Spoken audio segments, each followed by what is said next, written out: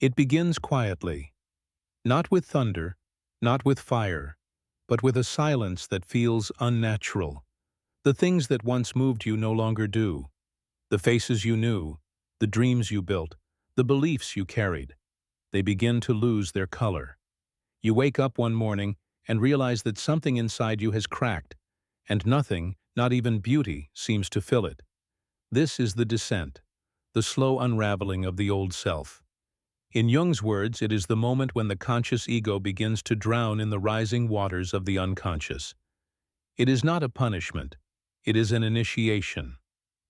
Every soul that seeks awakening must first pass through a kind of death, a loss of certainty, of meaning, of identity. What collapses is not your life, but the structure through which you once understood it. The world has not changed. Your lens has shattered. At first, you resist. You try to rebuild what is falling apart. You reach for the people and habits that once gave you comfort.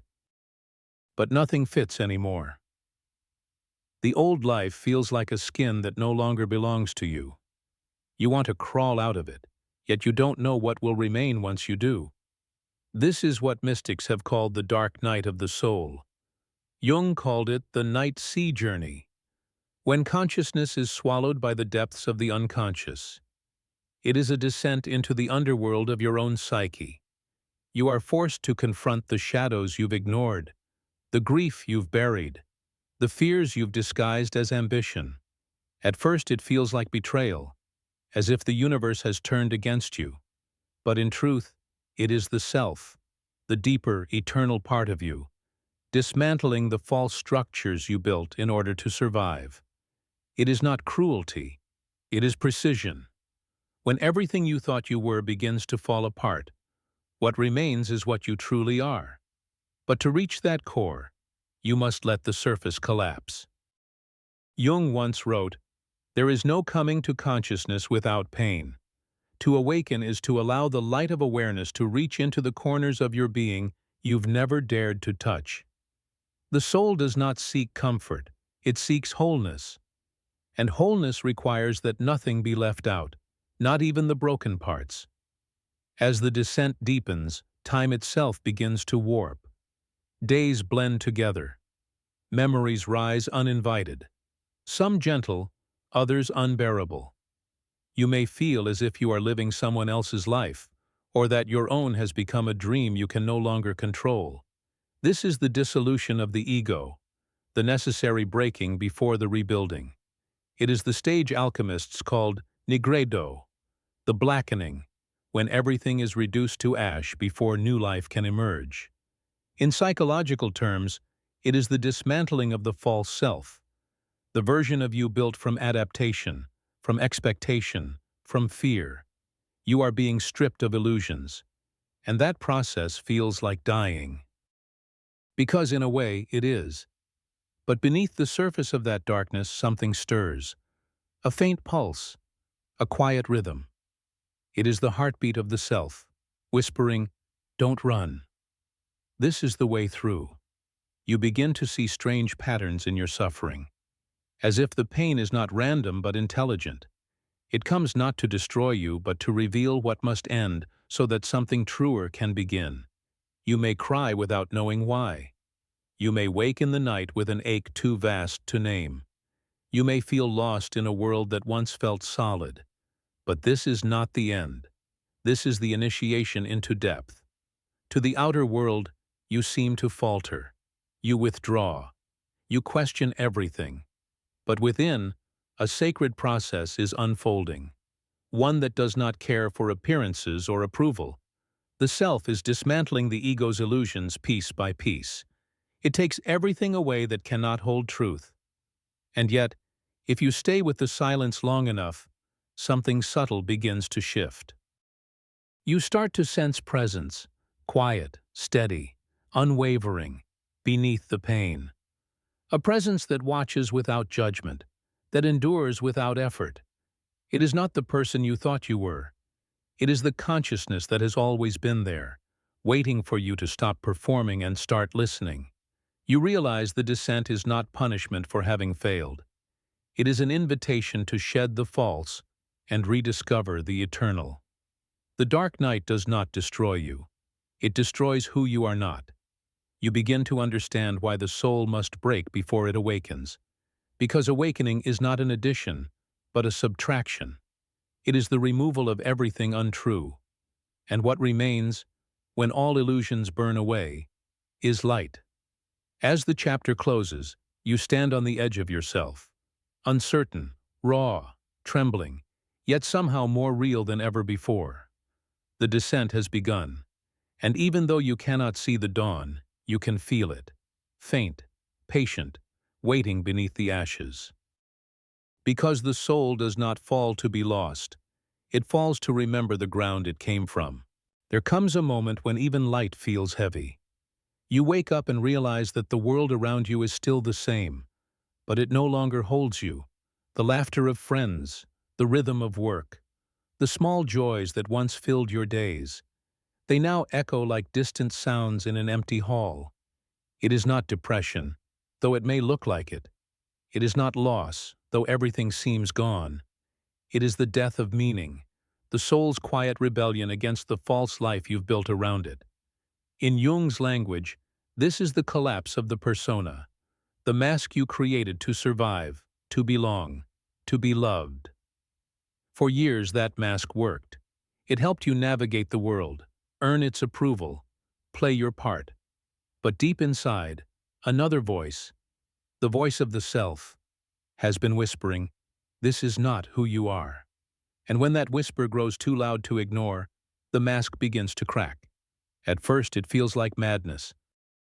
You try to hold on to what made sense, but every idea begins to dissolve in your hands. Even faith, not just in others, but in yourself, slips away. You may still move, still speak, still smile. But beneath the surface, something sacred is dying. The ego is being stripped of its illusions. Everything built on fear, approval, and control must fall away so that something deeper can take its place. Jung once said, "The soul demands your total surrender." And surrender is never gentle. It is the slow burning of what once defined you, your roles, your goals, your beliefs. One by one, they crumble. You begin to realize that what you called meaning was often structure, something you clung to so you wouldn't have to feel. But now, the scaffolding has collapsed. You are standing naked before existence, without story, without certainty, without map. It feels unbearable. Your mind tries to label it burnout, crisis, depression, but the soul knows better. This is not pathology, this is initiation. Meaning is dying because truth is being born. In alchemical terms, this is solutio, dissolution. The solid identity melts into fluid, the rigid mind into uncertainty. And though it feels like chaos, it is the necessary condition for transformation. For only when the cup is emptied can it be filled again. There are moments during this descent when you will beg for the old life back, even the illusions, even the lies. Because at least they were familiar. But once the soul begins its work, there is no return. The light that once guided you now demands that you walk without it. The death of meaning is not the absence of meaning, it is the space in which new meaning can arise. The silence that feels unbearable now is the same silence from which all creation begins. Jung called this process enantiodromia, the turning of things into their opposite. The seeker becomes lost. The believer becomes the doubter. The light turns to darkness, not to punish, but to balance. The psyche seeks wholeness, and wholeness requires that we embrace what we once rejected. In this state, the mind is no longer master. Logic, ambition, even hope, they fail to hold shape. You begin to see that meaning was never something external to be built or earned. It was the quiet awareness behind it all. And that awareness, stripped of stories, is terrifying, because it cannot be controlled. The ego fights to survive this emptiness. It fills the silence with noise, plans, goals, distractions, even spiritual pride. It would rather pretend to awaken than truly die. But the self waits patiently, watching, until exhaustion breaks the last defense. Only then can the true light emerge. Not the light you chase, but the light that is. You begin to see life differently. Where you once saw failure, you now see refinement. Where you once saw loss, you now sense liberation. It is not that the world changes, it is that your way of seeing begins to dissolve the illusion of separateness. Pain still exists, but it no longer defines you. It becomes a teacher, a messenger, a mirror. You start to understand what Jung meant when he said, "One does not become enlightened by imagining figures of light, but by making the darkness conscious." The darkness you've fallen into is not the enemy. It is the womb of the new self. In this womb there is no direction, no certainty. You may feel broken, scattered, undone. But that undoing is sacred. It is the soil of rebirth. Eventually something shifts. A quiet presence begins to emerge beneath the pain. It does not give you answers, only awareness. You stop searching for meaning and begin to experience being. And in that being, a new kind of meaning reveals itself. Not logical, not defined, but living. Meaning does not return as a thought. It returns as light.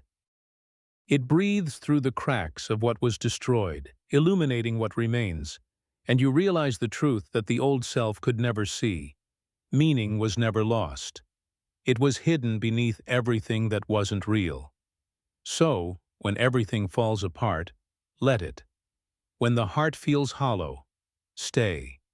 When the old gods of certainty die, do not resurrect them. For in this death, something infinite is waiting to be born. A consciousness untouched by belief, unharmed by chaos, unafraid of the dark. It is the awareness that does not seek meaning, because it is meaning. The death of meaning is the birth of seeing. It is where the soul stops chasing light and becomes it. Pain is the fire that refines the soul.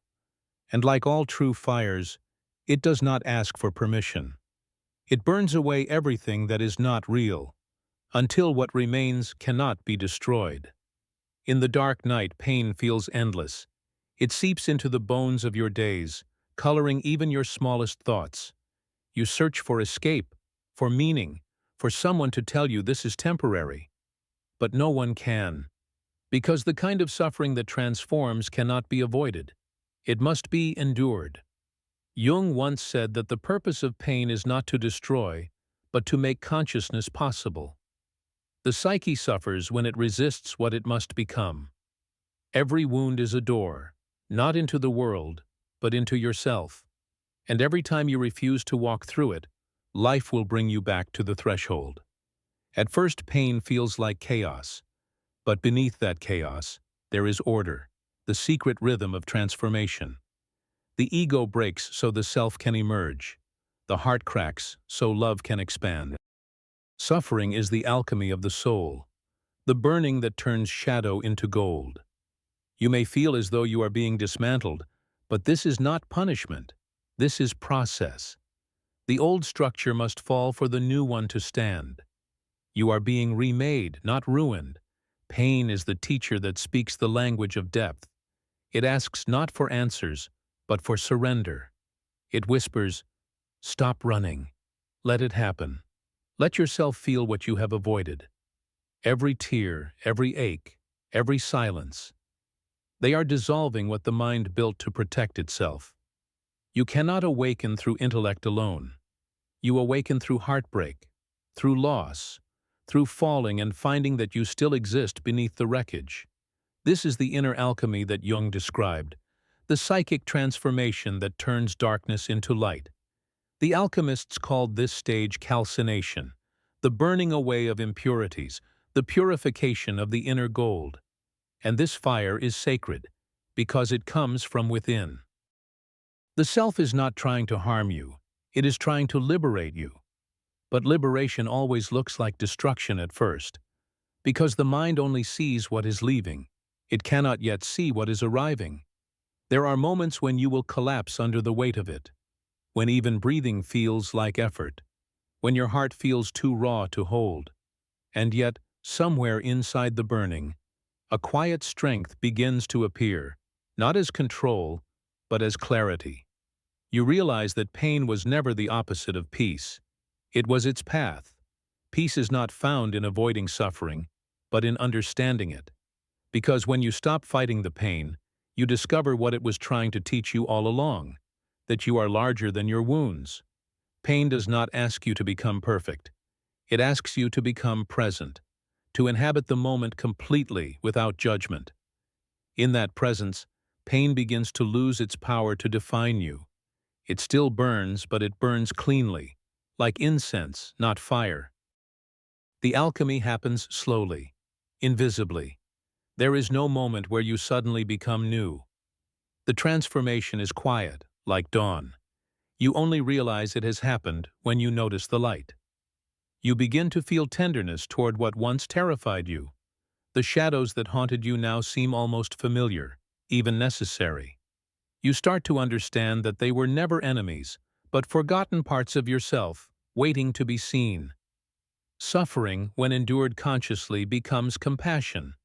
Because when you have touched your own darkness and lived, you can hold the darkness of others without fear. You stop judging their pain because you recognize your own reflection in it. And that recognition is love, not the sentimental kind, but the eternal kind that sees and accepts. The ego seeks to fix, the soul seeks to transform. Fixing tries to restore what was. Transformation creates what has never been. You are not returning to who you were. You are becoming who you are. Eventually, you will begin to see beauty in the breaking. Not because it is painless, but because it is pure. There is something holy about surviving yourself. You look at your scars and see not failure, but proof of endurance. The very places that once bled now shimmer faintly with gold. This is the stage of coagulation, when what was dissolved begins to take new form. The soul begins to integrate the lessons of its suffering. It no longer sees pain as punishment, but as revelation. The gold was always hidden in the dark. You just had to burn long enough to find it. As the fire softens, clarity returns. Not the clarity of the mind, but the clarity of being. A quiet knowing that life is not something happening to you, it is something unfolding through you. The same force that breaks you is the force that remakes you. You begin to live differently. You listen more than you speak. You forgive more than you understand. And you find beauty not in perfection, but in depth, in the cracks, the pauses, the silences. This is the alchemy of suffering. You enter as ash and emerge as light. You lose everything you thought you were, only to discover what you've always been. The self that was hidden in the shadows now stands in quiet radiance. And though the world outside may not notice, within you, something has changed forever. You have turned pain into wisdom. You have turned wounds into gold. You have turned loss into love. And that is how the soul awakens, not by escaping the fire, but by becoming it. At some point, the struggle ends. Not because you've won, but because you've stopped fighting. There is a silence that follows the breaking, and in that silence, something new begins to breathe. It is not joy, not yet. It is peace, the kind that does not depend on anything outside you. You have fallen through the layers of illusion, and now you rest in what remains. And what remains is light, faint at first, but undeniably alive. This is what happens when the soul surrenders. It stops demanding answers and begins to listen. It stops chasing meaning and starts to embody it. It begins to realize that what it was searching for was never elsewhere. It was always within. The fire that once burned you now warms you. The darkness that terrified you now feels sacred. You look at your pain and see not an enemy, but a teacher, a messenger carrying the wisdom you were not ready to hear. Jung wrote that the greatest and most important problems in life are all fundamentally insoluble. They can never be solved, only outgrown. And this is how you outgrow them, not by escaping the fire, but by becoming it. Surrender is not weakness, it is transformation. To surrender is to release control, to trust the deeper intelligence at work within you, an intelligence that knows when to burn and when to heal. It is to realize that your suffering has always been the self trying to make itself known. In the beginning you resisted because you believed you could save yourself through effort, through reason, through control. But true salvation begins the moment you let go. The moment you stop demanding that life make sense and allow it to simply be. You stop trying to fix what is broken, and instead, you let the brokenness speak. And it tells you what you needed to know all along, that the wound was never the problem. Your resistance to it was. As you surrender, the energy that was once trapped in your pain begins to flow freely. What once felt like destruction now feels like purification. Every tear becomes an offering. Every scar, a window. Every silence, a doorway. You begin to sense light in everything, even in the moments that still hurt. You realize that nothing is ever truly against you, only unfinished all. That every experience, no matter how painful, was designed to bring you closer to yourself. This is the inner fire, the sacred flame that burns without consuming. It is not a fire of passion or anger, but of awareness. It reveals rather than destroys. It shows you that even the darkest night is made of the same substance as dawn. You start to feel a warmth in your chest, a pulse beneath the pain. Not emotional, but elemental. It is the quiet realization that you are not the one being burned. You are the fire itself. You are the consciousness that endures, that illuminates, that transforms. This is the paradox of awakening. The more you let go, the more whole you become. The more you surrender, the more powerful you feel. Not the power of domination, but of alignment. The power of moving in rhythm with life instead of against it. You begin to forgive the world. Not because it deserves forgiveness, but because you no longer wish to carry its weight. Forgiveness is the natural fragrance of freedom. When the heart no longer resists what has been, it opens, and the light flows through. This is not the light of ecstasy, it is the light of understanding. It does not dazzle, it softens. It does not scream, it hums quietly within your being like the low tone of the universe itself. When you walk now, you move differently. You do not seek to arrive, you are present where you stand. You do not demand that others understand you, you understand them. You see pain in their eyes, and instead of turning away, you recognize it as your own. And in that recognition, compassion is born. Compassion is the flame that never goes out because it knows that every soul burns the same way. To see others clearly, you must first pass through your own darkness. And once you have, you can look into the eyes of anyone and whisper, "I see you. You are safe. You are becoming." You realize that awakening is not an escape from humanity. It is the full embrace of it. You no longer seek to transcend life. You allow it to move through you, fully, fearlessly, freely. You stop asking the fire to end and start learning its rhythm. Sometimes it blazes, sometimes it flickers, sometimes it dies into ash. But it always returns, because it is not destroying you, it is revealing you. The self, the eternal center Jung spoke of, was never somewhere distant, waiting to be found.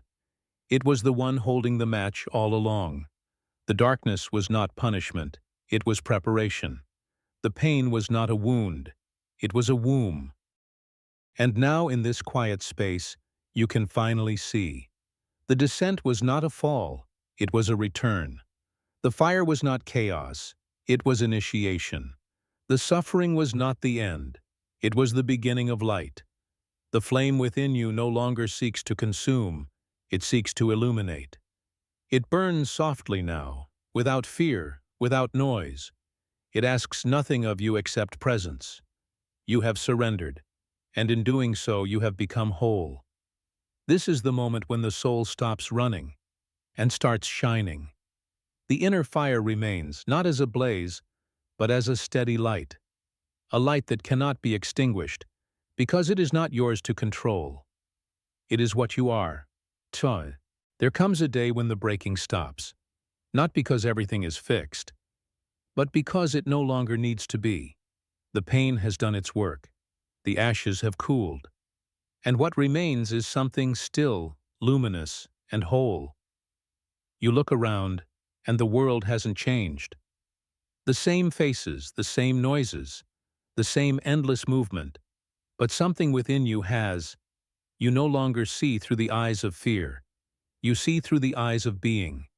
This is what happens when the soul has survived its own night. The world becomes quiet again, but in that quiet, everything glows. The smallest things, the way light rests on a wall, the sound of wind through leaves, a stranger's laughter, feel sacred, as if seen for the first time. You have walked through fire and discovered that you were never burning. The self that Jung spoke of, the center, the source, has revealed itself as what you've been all along. It was never lost. It was never distant. It was hidden behind your resistance, waiting for your surrender. This is not the triumphant light of escape. It is the gentle radiance of return. The return to simplicity, to presence, to what is. You no longer chase meaning. You live it. You no longer seek light. You are it. There's a word in alchemy for this stage. Rubedo, the reddening, the completion. It is the moment when the gold of consciousness unites with the matter of existence. Spirit and flesh no longer war against each other. They move as one.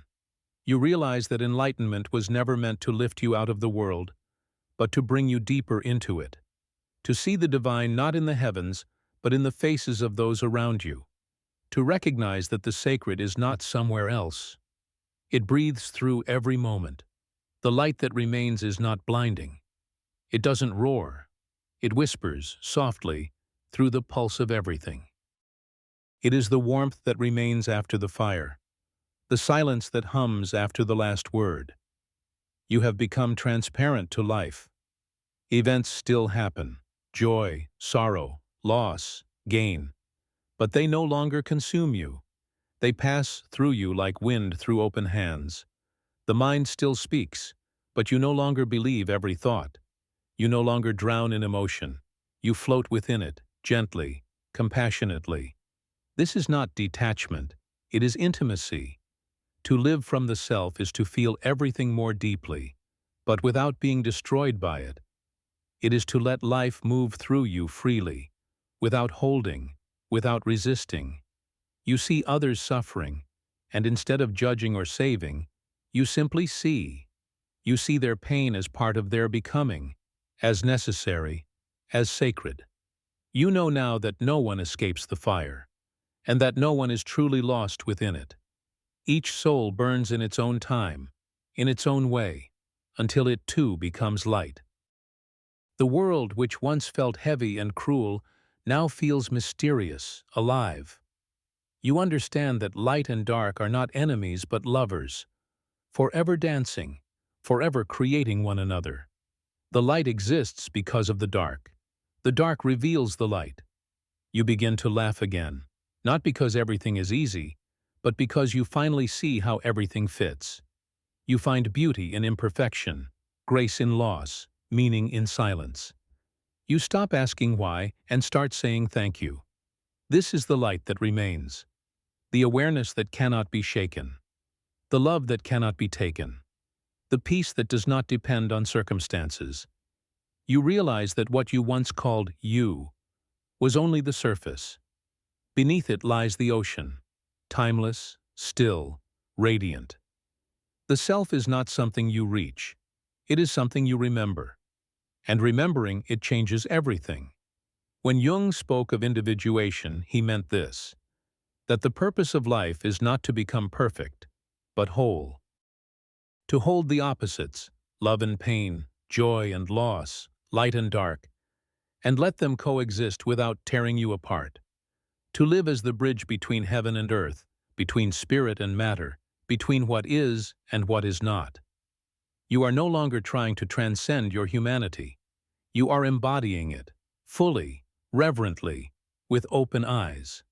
You see that even the smallest acts, a smile, a breath, a touch, carry the same divinity, as the stars. You are no longer seeking God, you are breathing God. The divine has become ordinary, and that ordinariness is the miracle. In this light, even the shadows have meaning. Even the wounds shine. You understand that nothing was ever wasted. Every fall, every loss, every heartbreak was a brushstroke in the grand painting of your becoming. And when you step back, you see it, the masterpiece that pain and time have made of you. This is what it means to awaken. Not to escape, but to endure. To open your eyes in the midst of darkness and say, I am still here, and I am light. The light that remains does not flicker, it endures. It is the quiet knowing that life is both fragile and eternal, fleeting and infinite. It is the unbroken thread that connects all things, the awareness that breathes through both joy and sorrow. So you live, you walk softly, you love deeply, you forgive easily, and you carry the flame, not as something to guard, but as something to share. Because now you know, the light was never meant for you alone.